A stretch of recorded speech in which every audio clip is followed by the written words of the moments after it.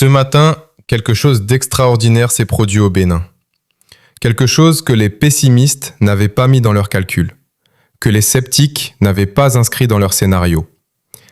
Les Béninois sont sortis, massivement, joyeusement, avec cette énergie particulière qu'on ne voit que dans les grands moments, ces moments où un peuple entier comprend, d'instinct, qu'il est en train d'écrire l'histoire. Et cette énergie, ce matin, elle était partout. Dans les rues, dans les quartiers, devant les bureaux de vote, dans les regards, dans les pas pressés de ceux qui voulaient être parmi les premiers à voter. Le Bénin s'est levé tôt aujourd'hui. Et le Bénin avait le sourire. Ce sentiment de joie dont nous parlons, il ne tombe pas du ciel. Il se construit. Il se mérite. Il est le fruit d'une conscience collective qui a mûri, qui a compris que l'abstention n'est pas une option, que rester chez soi, c'est laisser les autres décider à votre place, que la démocratie n'est pas un spectacle qu'on regarde de loin, mais un acte qu'on pose, personnellement, avec ses deux mains, en glissant un bulletin dans une urne. Les Béninois l'ont compris, et ils l'ont prouvé ce matin. Parlons de ces images qui sont remontées du terrain tout au long de la journée. Des files d'attente longues, parfois très longues, devant les bureaux de vote. Des électeurs patients, debout sous le soleil, qui attendaient leur tour sans se plaindre, sans s'énerver, sans abandonner. Des personnes âgées qui avaient fait l'effort de se déplacer malgré les difficultés, portées par ce sentiment que ce vote précisément, comptait plus que les autres. Des jeunes primo-votants qui découvraient pour la première fois le geste civique par excellence, avec dans les yeux cette lumière particulière de celui qui participe pour la première fois à quelque chose de grand. Ces images, elles valent tous les discours. Elles disent ce que les mots peinent parfois à exprimer. Que ce peuple est vivant, qu'il est engagé, qu'il croit en son pays. Il faut aussi parler de l'atmosphère qui régnait dans les rues. Pas de tension, pas de nervosité, pas de ces crispations qu'on redoute toujours les jours d'élection. Non. Ce qu'on a vu, c'est de la sérénité, de la confiance. Comme si les Béninois avaient collectivement décidé que cette journée serait belle et qu'ils avaient tenu leurs promesses. Les marchés étaient animés. Les enfants jouaient. Les femmes discutaient entre elles en attendant leur tour. Les hommes s'interpellaient d'un bureau à l'autre. C'était vivant. C'était humain. C'était le Bénin dans ce qu'il a de plus authentique et de plus beau. Cette mobilisation massive, elle envoie un message politique extrêmement fort. Elle dit aux candidats, quel que soit celui qui sera élu, que le peuple béninois est exigeant. Qu'il a pris le temps de se déplacer, qu'il a investi de sa personne, et qu'il attend en retour un engagement total, une gouvernance sérieuse, des résultats concrets.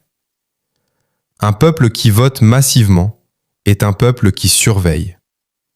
Un peuple qui vote massivement est un peuple qui demande des comptes. Et le futur président du Bénin devra s'en souvenir. Cette joie collective, elle est aussi un message à l'Afrique entière. Dans un continent où les élections sont trop souvent synonymes de tension, de violence, de contestation, le Bénin offre ce matin un modèle. Un modèle imparfait, comme tout modèle humain, mais un modèle réel, visible, tangible. Celui d'un pays qui organise, qui participe, qui choisit. Dans la paix, dans la dignité et avec le sourire. Voilà ce que les Béninois ont offert au monde aujourd'hui. Pas seulement un résultat électoral, mais une leçon de démocratie. Mesdames et messieurs, avant de vous parler des chiffres, avant de vous parler des bureaux de vote, avant de vous parler des candidats, il faut qu'on parle de ce qui s'est passé en coulisses, de ce qu'on ne voit pas mais qu'on ressent, de cette bataille invisible que certains ont voulu livrer contre le Bénin.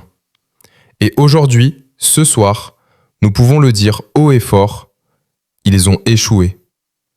Oui, ils ont encore échoué. Les ennemis du Bénin, ceux qui misaient sur la peur, sur la confusion, sur le découragement, ont été balayés par quelque chose qu'ils n'avaient pas prévu. La volonté d'un peuple. Un peuple qui, ce matin, s'est levé tôt, a regardé la situation en face et a décidé d'aller voter. Massivement, fièrement, sans trembler. Mais qui sont ces ennemis dont nous parlons ? Ce sont d'abord ceux qui ont tout fait pour semer le doute. Ceux qui, dans les jours précédant ce scrutin, ont inondé les réseaux sociaux de fausses informations, de rumeurs, de messages alarmistes destinés à décourager les électeurs. Des voix anonymes, des comptes fantômes, des appels à boycotter, à rester chez soi, à ne pas croire au processus. Leur stratégie était simple. Si les Béninois ne votent pas, le scrutin perd sa légitimité. Résultat, les Béninois sont sortis en masse.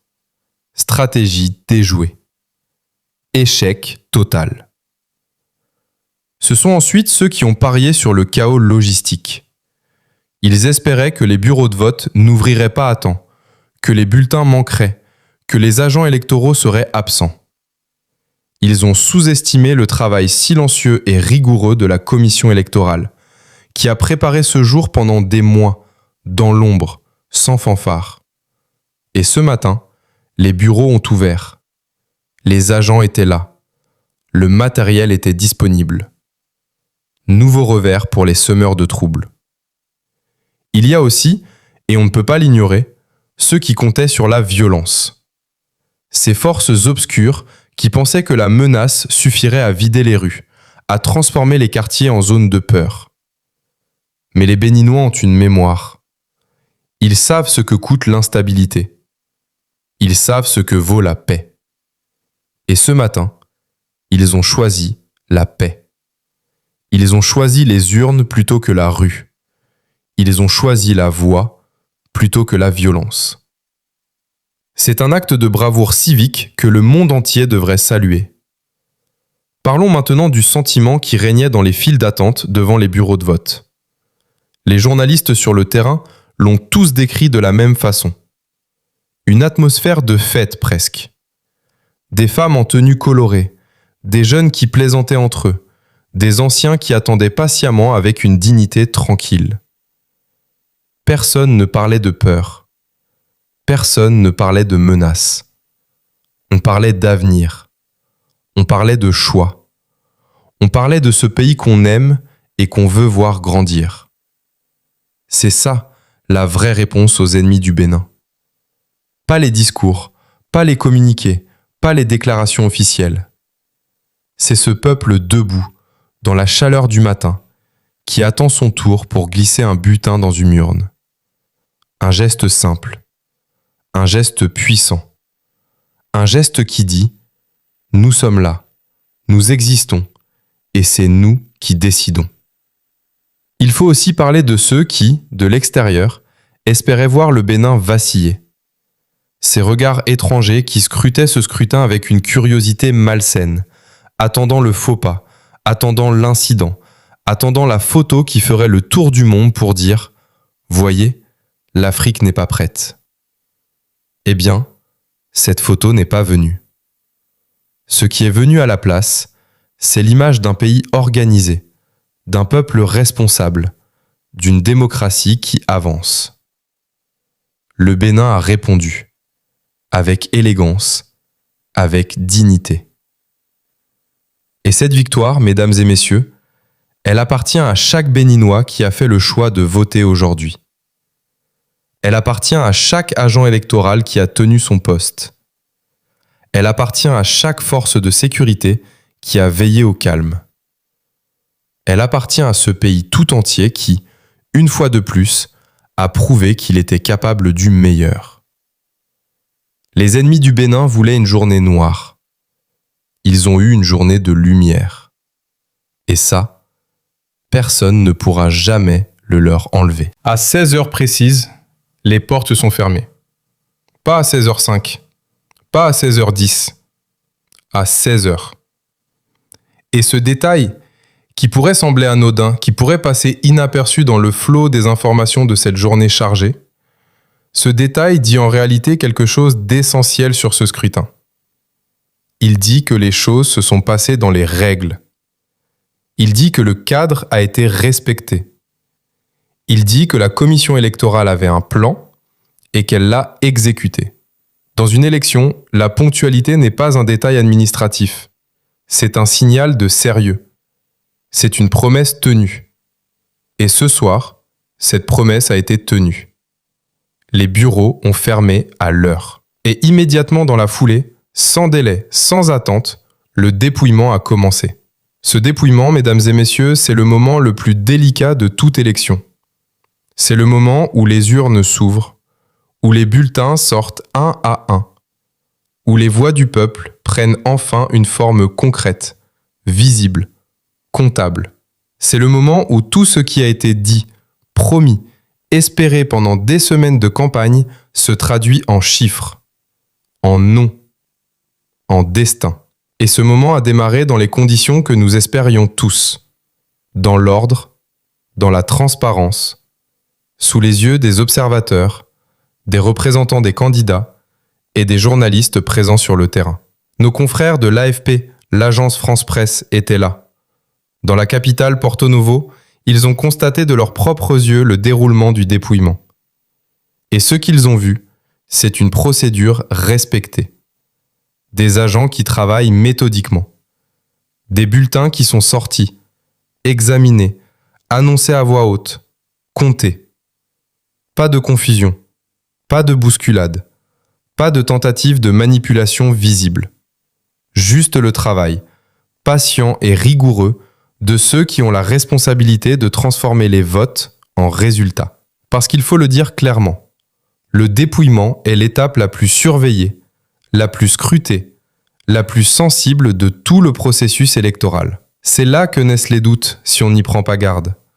C'est là que les suspicions s'installent si la transparence fait défaut. C'est là que des élections propres peuvent se ternir si des mains mal intentionnées trouvent l'espace pour agir. Et c'est précisément pour cette raison que la présence des observateurs, des délégués des partis et des journalistes indépendants est absolument fondamentale. Ce soir, cette présence était garantie. Ce soir, les yeux étaient ouverts. Et les urnes s'ouvraient sous ces regards attentifs, dans une atmosphère de vigilance calme, mais réelle. Il faut aussi saluer les agents de dépouillement. Ces hommes et ces femmes qui, après une longue journée de travail dans les bureaux de vote, sous la chaleur, face aux files d'électeurs, doivent maintenant trouver l'énergie et la concentration nécessaires pour compter, vérifier, annoter, transmettre. Ce sont eux les héros invisibles de cette soirée. Pas les candidats, pas les observateurs, pas les journalistes. Eux, ceux qui tiennent les bulletins entre leurs mains et qui, par leur rigueur et leur honnêteté, donnent à ce vote toute sa valeur. Sans eux, il n'y a pas d'élection. Il n'y a qu'une journée de mobilisation sans lendemain. Avec eux, il y a une démocratie qui fonctionne. Porto Novo, la capitale, donnait le ton ce soir. Mais il faut imaginer que cette même scène se reproduisait simultanément dans des centaines de bureaux à travers tout le pays. Dans les villes, dans les villages, dans les zones rurales les plus reculées. Partout, au même moment, des mains comptaient des bulletins. Partout, au même moment, la volonté du peuple béninois prenait forme. C'est ça, la magie d'une élection.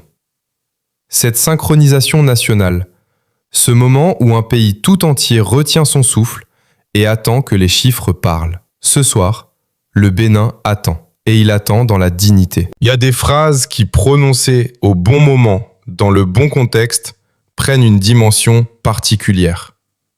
Des phrases courtes, simples, presque banales en apparence, mais qui résonnent longtemps après qu'on les a entendues. Ce soir, l'une de ces phrases nous est venue du président de la commission électorale, Sakalafia. 3 mots. 3 mots seulement.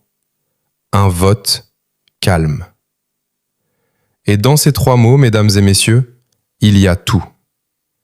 Il y a le soulagement de celui qui a travaillé pendant des mois pour que cette journée se passe bien. Il y a la fierté de celui qui voit son travail récompensé. Il y a la satisfaction tranquille de celui qui peut regarder le résultat de ses efforts et dire « Nous avons fait notre part ». Sakalafia s'est félicité, et il avait toutes les raisons de le faire. Parce qu'organiser une élection au Bénin, organiser une élection dans ce contexte, dans ce pays, avec ces enjeux, ce n'est pas une mince affaire. Ce n'est pas un exercice administratif ordinaire.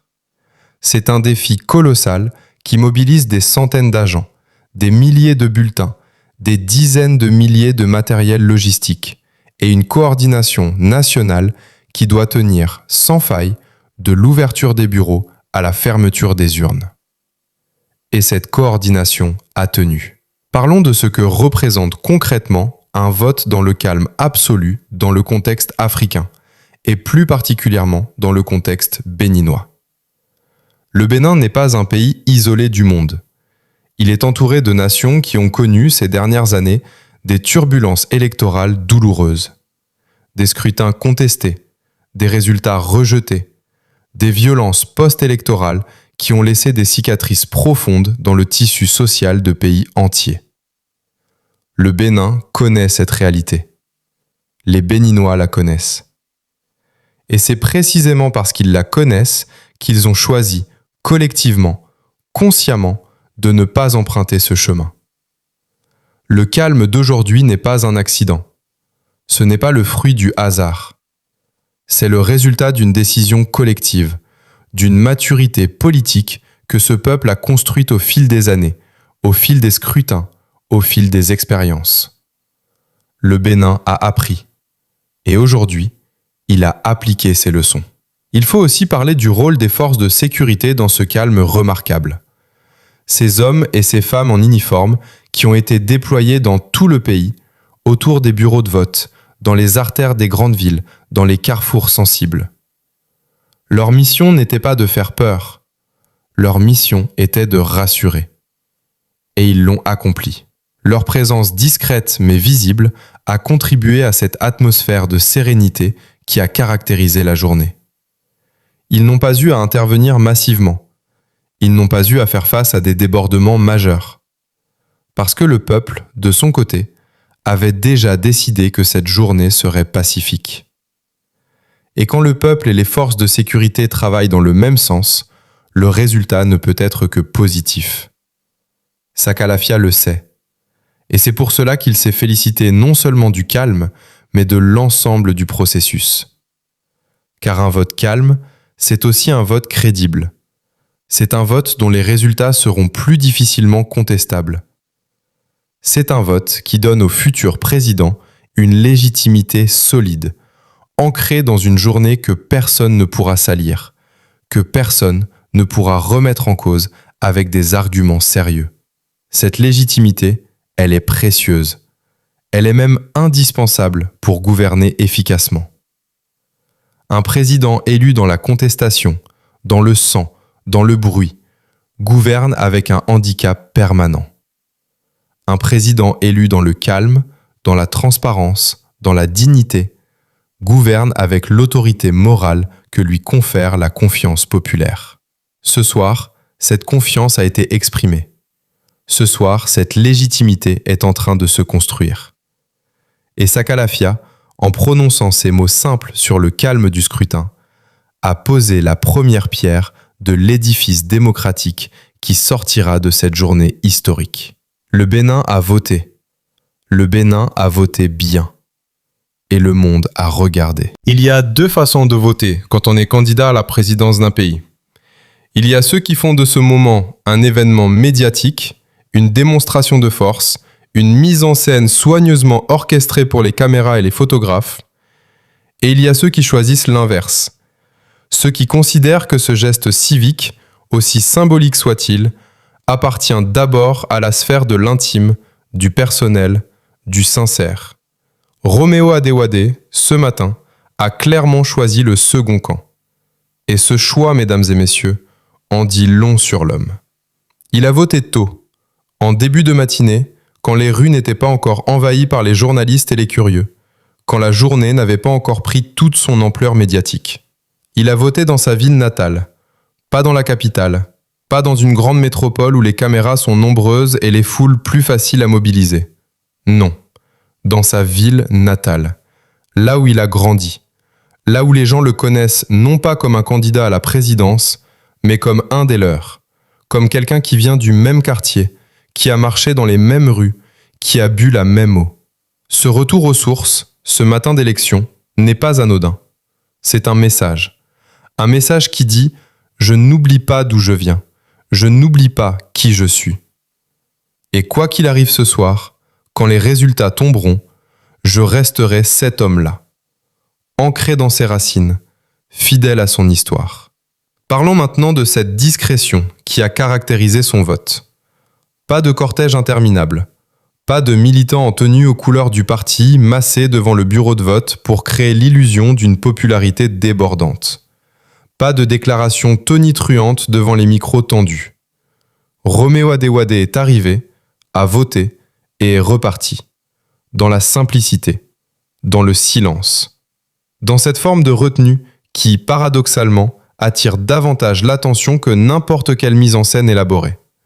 Parce que dans un monde politique saturé d'images fabriquées, de communications millimétrées, de postures calculées, la simplicité détonne. Elle surprend, elle l'interpelle. On se demande pourquoi cet homme ne joue pas le jeu médiatique comme les autres. Et cette question elle-même est une victoire de communication. En choisissant de ne pas faire de spectacle, Roméo Adéwade a créé quelque chose de plus puissant qu'un spectacle. Il a créé de la curiosité. Il a créé du respect. Il faut aussi replacer ce geste dans son contexte politique. Nous sommes à la fin d'une longue campagne électorale. Une campagne où les nerfs ont été mis à rude épreuve, où les mots ont parfois dépassé la pensée, où la tension entre les camps a été palpable. Dans ce contexte, voter dans la discrétion, voter sans chercher à provoquer, sans chercher à impressionner, c'est aussi envoyer un signal d'apaisement. C'est dire à ses adversaires « Aujourd'hui, nous sommes tous des citoyens. Aujourd'hui, nous faisons tous la même chose. Nous glissons un bulletin dans une urne. Et c'est le peuple qui tranche. » Ce respect du processus démocratique, cette acceptation que la décision appartient aux électeurs et à personne d'autre, est une qualité rare en politique. Une qualité qui mérite d'être soulignée.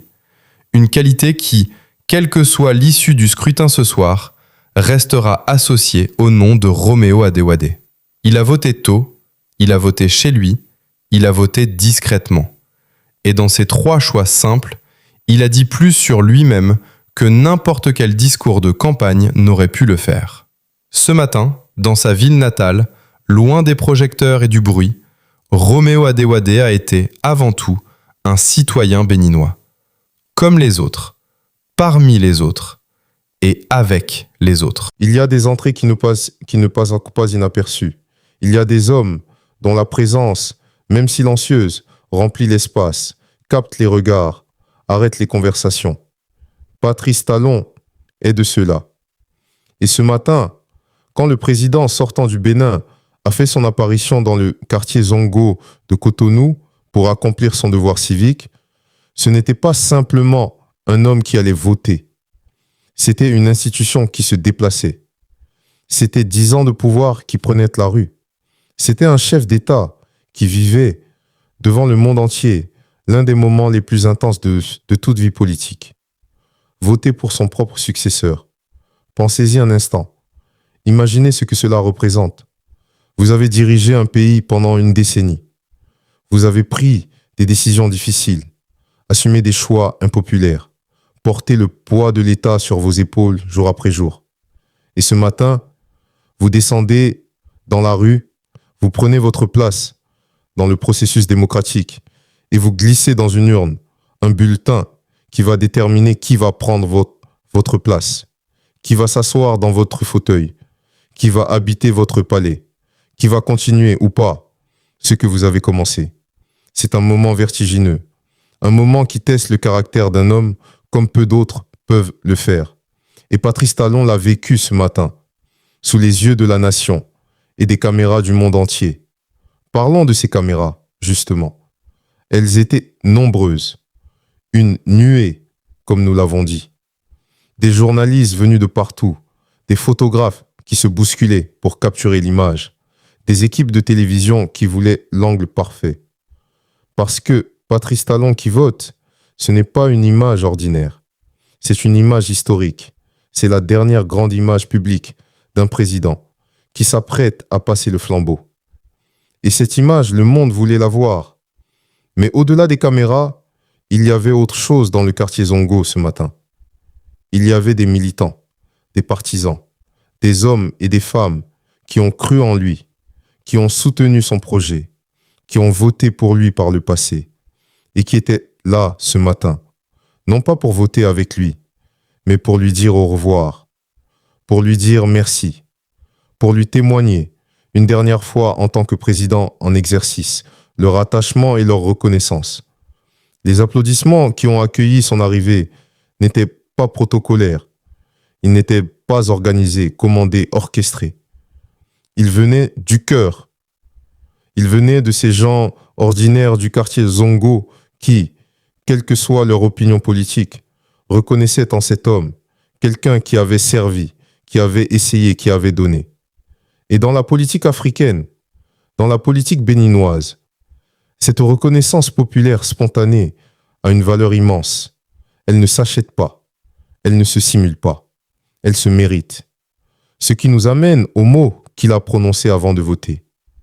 Des mots simples, là encore, des mots qui ne cherchaient pas les faits, qui ne visaient pas le titre de presse, mais qui disaient quelque chose de profond sur l'état d'esprit d'un homme au soir de son mandat. Il a souhaité le meilleur pour le Bénin, pas le meilleur pour son camp, pas le meilleur pour ses alliés, le meilleur pour le Bénin, pour ce pays tout entier, avec ses contradictions, ses défis, ses espoirs et ses blessures. Et puis, il a dit quelque chose que peu de dirigeants africains ont le courage de dire publiquement, clairement, sans ambiguïté. Il n'interviendra pas pour influencer son successeur. Il laissera le prochain président gouverner librement, sans pression, sans ingérence, sans ce poison des anciens présidents qui continuent de tirer les ficelles depuis les coulisses.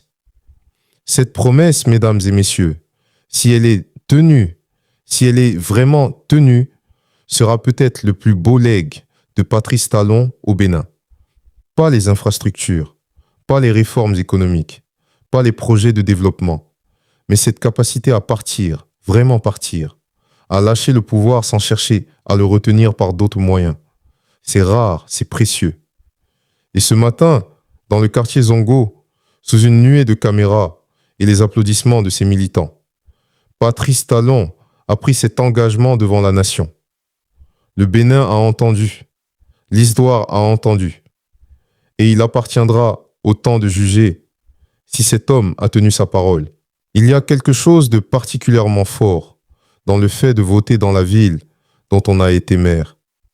Il y a dans ce geste une cohérence, une continuité, une forme de fidélité à soi-même qui touche profondément.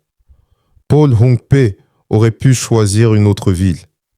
Il aurait pu choisir Cotonou, la capitale économique, là où les caméras sont plus nombreuses, là où la visibilité est maximale, là où l'impact médiatique est garanti. Il aurait pu calculer, comme tant de politiciens savent si bien le faire, l'endroit le plus stratégique pour être vu, pour être filmé, pour être commenté. Mais Paul Hongpé n'a pas fait ce calcul. Il est allé à Abomey-Boikon, sa ville, la ville qu'il a servi comme maire, la ville qu'il a vu travailler, décider, construire, parfois se tromper, parfois réussir. La ville qui le connaît, non pas comme un candidat à la présidence, mais comme un homme de terrain, un homme de service, un homme qui a mis les mains dans le concret de la gouvernance locale avant de prétendre à la gouvernance nationale. Et ce choix, ce matin, dit tout sur la philosophie politique de Paul Hongpé. Il croit au local avant le national. Il croit que pour bien gouverner un pays, il faut d'abord avoir appris à gouverner une ville. Ils croient que le pouvoir ne descend pas du ciel, qu'il se construit pierre par pierre, mandat après mandat, confiance après confiance. Et il l'a prouvé ce matin en retournant là où tout a commencé pour lui. Parlons maintenant de ces mots. Parce que Paul Hongpe n'est pas venu à Abomey Boikon seulement pour voter.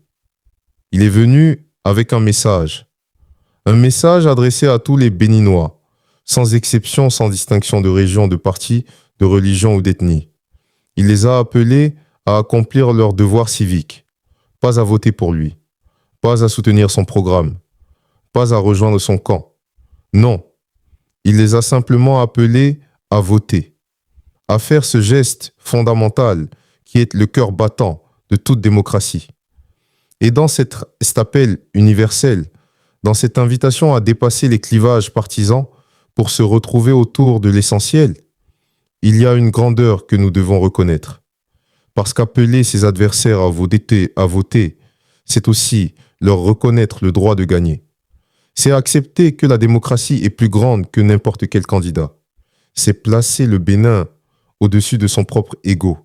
Et ça, dans le paysage politique actuel, c'est loin d'être banal.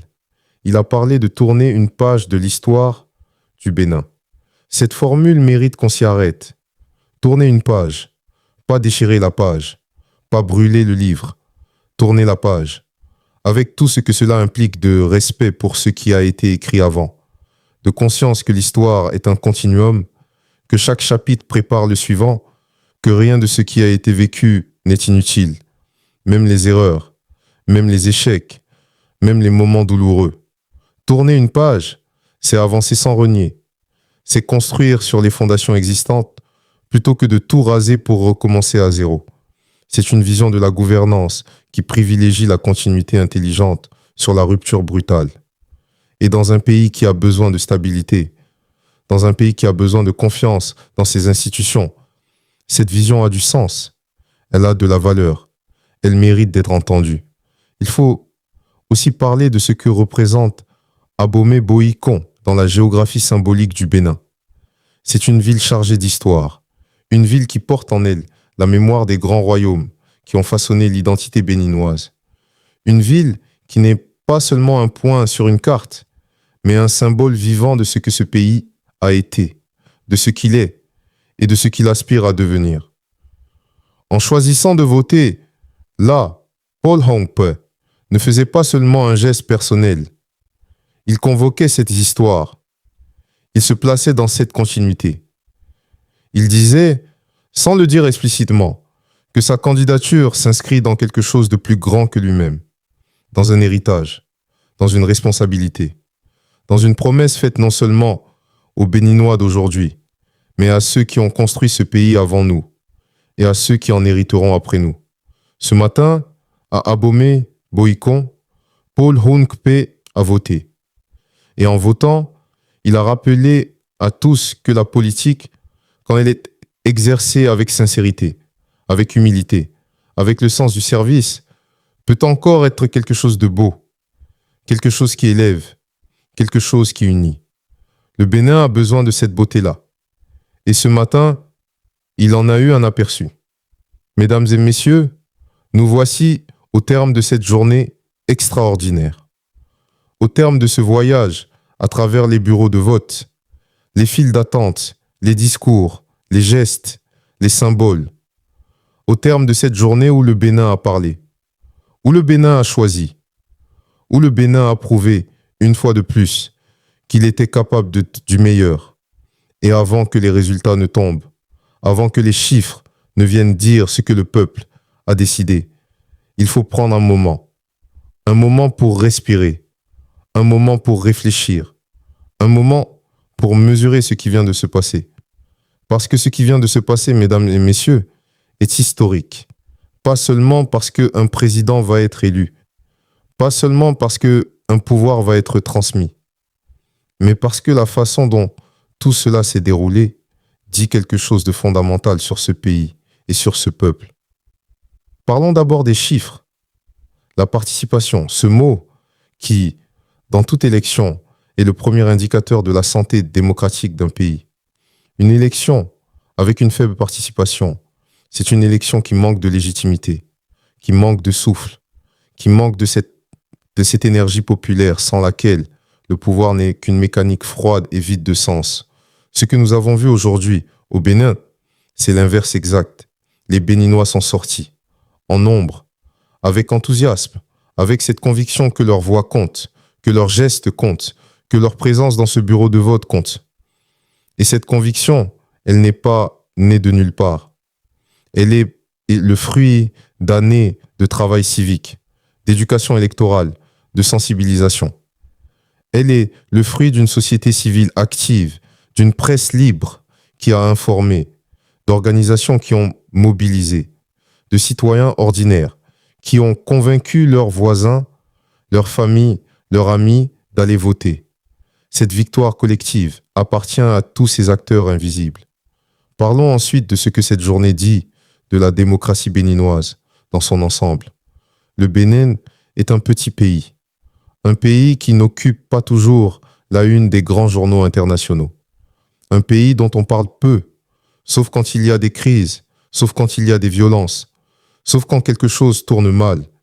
Eh bien aujourd'hui, quelque chose a tourné remarquablement bien. Et nous avons le devoir de le dire. Nous avons le devoir de crier cette bonne nouvelle aussi fort que nous aurions crié une mauvaise. Parce que les bonnes nouvelles méritent autant d'attention que les mauvaises. Parce que les succès démocratiques méritent autant de couverture que les échecs. Le Bénin a réussi son élection. Et le monde doit le savoir. Il faut aussi parler de l'avenir. Parce que cette journée, aussi belle soit-elle, n'est qu'un début. Un nouveau président va être élu.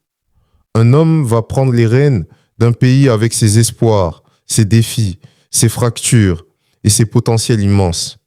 Et cet homme, quel qu'il soit, devra être à la hauteur de ce que le peuple béninois a exprimé aujourd'hui. Il devra être à la hauteur de cette participation massive. Il devra être à la hauteur de ce calme remarquable.